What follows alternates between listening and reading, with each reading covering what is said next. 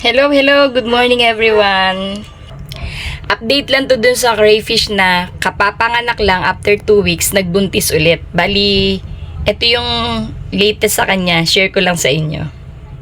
Ayan dito guys, bali 1 month na yung itlog na yan. Nung una nga akala ko hindi magtutuloy kasi sabi ko parang bakit hindi nagbabago yung kulay. Pero kung isusum in mo, makikita mo ng malapitan, meron na palang mga mata. Kaya sabi ko successful din pala yung pagbubuntis nito.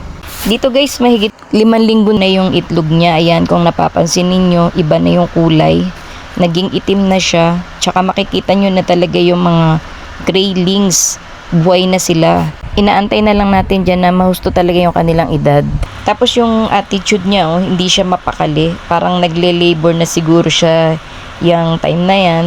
Para ding tao. Siyempre nakakaramdam din sila ng kakaibang pakiramdam.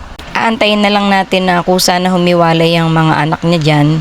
Kasi hindi naman natin ugali yung magpagpag. Kasi kapag ka nagpapagpag, may tendency na yung hindi pa dapat malaglag, malalaglag na. Kasi nga pinagpag natin siya. Parang mapoforce siya na matanggal na siya doon sa belly ng nanay niya. Kaya hinahayaan ko lang palagi na kusa na lang na bumitaw yung mga craylings doon sa belly ng nanay para kahit pa paano safe. Etong ganitong edad ng craylings na nasa belly ng nanay niya, mga ilang araw na lang to, hihiwalay na rin to. Eto na, after 5 weeks and 3 days, ayan na, humihiwalay na yung mga craylings sa belly. Kung mapapansin ninyo, marami nang nakahiwalay dun sa belly ng nanay niya, pero hindi pa rin sila totally umaalis dun sa nanay nila. Yan kasi yung attitude talaga ng mga craylings na kaka-hatch pa lang. Makikita nyo sila sa araw, naglalakad sila, pero pagdating ng gabi, lahat sila nandun uli sa tiyan ng nanay nila, nagsisibalik. Parang hindi pa sila sanay na totally mawalay dun sa nanay nila.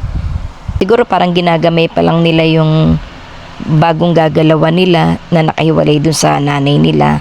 Kaya gano'n na bumabalik at bumabalik sila dun sa nanay nila pagdating ng gabi.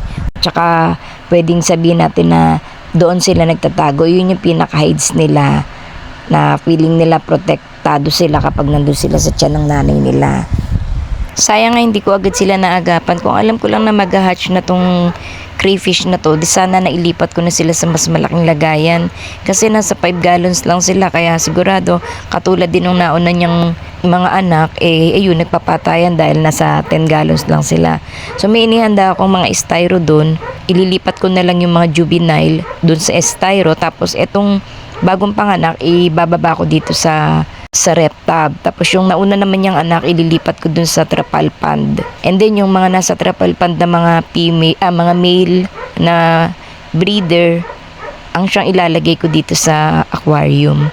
Para mas na-monitor din natin yung mga galawan ng mga crayfish natin. Kung ganun yung setup ng paglalagyan natin sa kanila. Yung mga maliliit ang ilalagay natin sa mas maluluwag na lagayan. Kasi lagi na lang nangyayari kapag yung mga craylings na maliliit nasa mas maliit na lagayan, nauubos sila unti-unti. Sayang. Nasasayangan tayo ng mga crayfish imbis na dapat mas marami na sila ngayon. Nauubos lang sila ng pag ganun-ganun na nagpapatayan sila dahil nga sa masikip yung lagayan nila. Kaya hintayin lang natin siguro mag-1 buwan itong crayfish na to or itong craylings na to bago natin siya ilipat. Pero kung kaya natin na ilipat na ganito yung edad nila, itatry natin na maglipat tayo ng konti lang. Kapag nakasurvive yung konting ililipat natin, isusunod natin yung iba pang mga kapatid niya.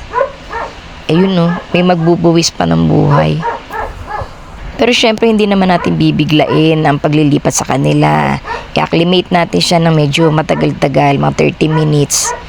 Para naman hindi siya mabigla doon sa bago niyang paglalagyan ng tubig. Pero actually yung tubig na pagsasalina natin sa kanya, stock water naman din yun. Matagal-tagal na rin naman yun. Tsaka lilinisin muna natin yung tubig, tatanggalin natin yung mga maraming pagkain para safe yung mga craylings na ilalagay natin doon. Mainam na rin yung mag-try tayo ng ganito kaysa sa lagi na lang na nauubos yung craylings natin ng ganun-ganun na lang. Okay guys, hanggang dito na lang uli yung video natin at i-update ko na lang kayo kapag nalipat na natin tong mga craylings natin sa kanilang bagong lagayan. Salamat ulit sa inyong panonood. Bye!